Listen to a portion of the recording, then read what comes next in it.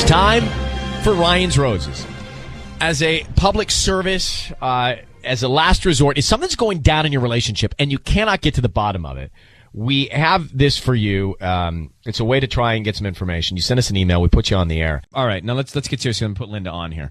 She says, my husband's birthday was Friday. He did not take the day off, even though I wanted him to. So Thursday night, I thought it'd be cute to surprise him. So I went to his office and decorated his cubicle with balloons and streamers. That's so sweet. Yeah, it's so cool. So all day Friday, he never calls. He never texts. He never says a thing. He gets home. He mentions nothing. I asked how his day was, and he said, same. But if he'd been in the office, she says, he would have seen the balloons. Right. He never went to the office, she says. Where was he? Who was he with on his birthday? We didn't even go out that night. I really wanted to go eat, to have some drinks, just the two of us without the kids, but he said he was too tired. So let's get Linda on. Hi, Linda.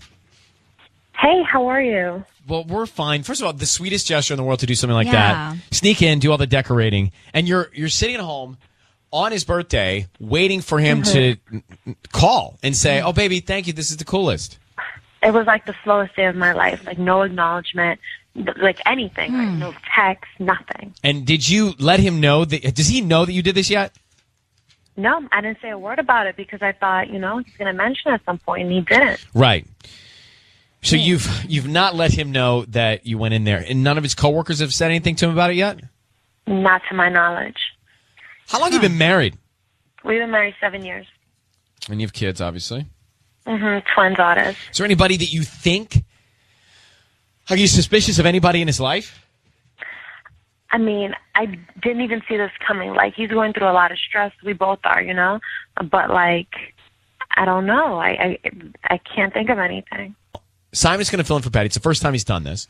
And, Linda, I just need you to say, Ryan, you have my permission to call, and then whatever your husband's name is on Kiss FM. Ryan, you have my permission to call my husband on Kiss FM. All right, that's what we're going to do.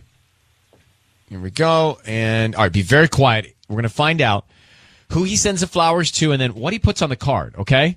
God, okay. Okay.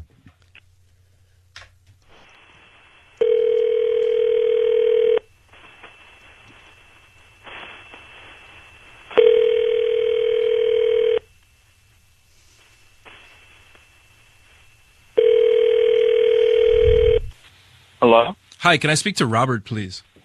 Yes, this is him. Who am I speaking to? Hi, my name is Simon, Robert. How are you doing today? I'm doing well. Thank you for asking. I'm sure you're a busy guy. I don't want to waste your time. This will be brief. I just opened up a new flower shop down the street on Laurel Canyon and Montague near the Ralphs, and it's called Simply by Simon. And we're trying to drum up business. It's been really slow. So what I'm going to do is I'm offering people in the local area a free dozen roses in hopes that they'll promote my business and use it again if they need flowers in the future. A friend recommended you, and I'm hoping that you'll take the dozen roses and send it to anybody you want. All I need is a name, an address, and a note, and that's about it. If you're interested, I'd love to help you out with a free dozen roses. Yeah, sure, why not? I guess why not, right? Excellent. So who would you like to make who would you like to send them to? Send them to Cindy. Cindy.